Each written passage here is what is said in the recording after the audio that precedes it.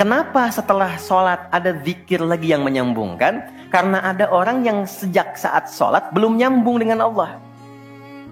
Itulah sebabnya nanti kita akan belajar. Masih merasakan nggak? Pernah nggak begini?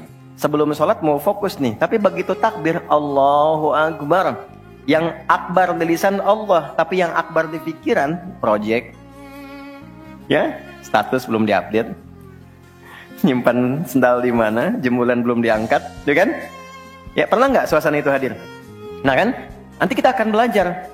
Nah, kalau akumulasi semua ingatan itu mengganggu khusyuk kita sehingga kadar khusyuknya kecil dan belum terkoneksi dengan Allah setelah sholat, maka coba zikir sampai nyambung. Idealnya ketika sholat selesai itu punya konektivitas dengan Allah, nyambung, ingat Allah. Qiyaman, baru dia berdiri jalan sudah ingat Allah. Makanya kalau ada orang keluar dari masjid dan dia nyambung dengan Allah, itu mustahil tertukar sendal. Oke? Karena saat dia pakai, dia merasa diawasi Allah. Ya Allah, salah, bukan punya saya. Yang saya yang itu rupanya dia pakai, padahal dia ke masjid nggak pakai sendal. Ini memang ada yang salah dengan sholatnya. Oke? Balik ke sini.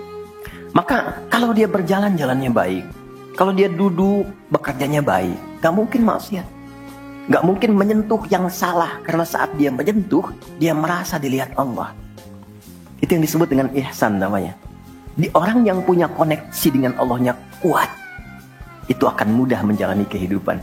Anda punya koneksi dengan teman-teman yang punya kedudukan tertentu, aksesnya mudah kan?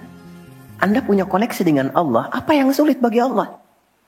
Masalah dikecilin, bukan gak dapat masalah. Masalahnya sama, bagi orang lain besar, bagi si fulan kok ringan. Karena sebelum mendapatinya, akses dia ke Allah tinggi, Allah ringankan untuk diterima di hatinya. Dilapangkan hatinya sebelum menerima persoalannya. Jadi ketika menerima persoalan, dia tinggal senyum aja, selesai. Macet, yang lain gelisah. Alhamdulillah macet. Bisa hafalan dulu, bisa baca dulu, bisa mengerjakan yang lain dulu. Ini semua dibaca dengan nyaman karena konektivitas yang tinggi dengan Tuhan. Jadi ternyata ketika diminta menunaikan ibadah salat, ada hal yang sangat besar yang Allah ingin berikan kepada kita semua. Saya ingin tanya teman-teman, berapa waktu yang Allah mintakan kepada kita untuk menunaikan salat?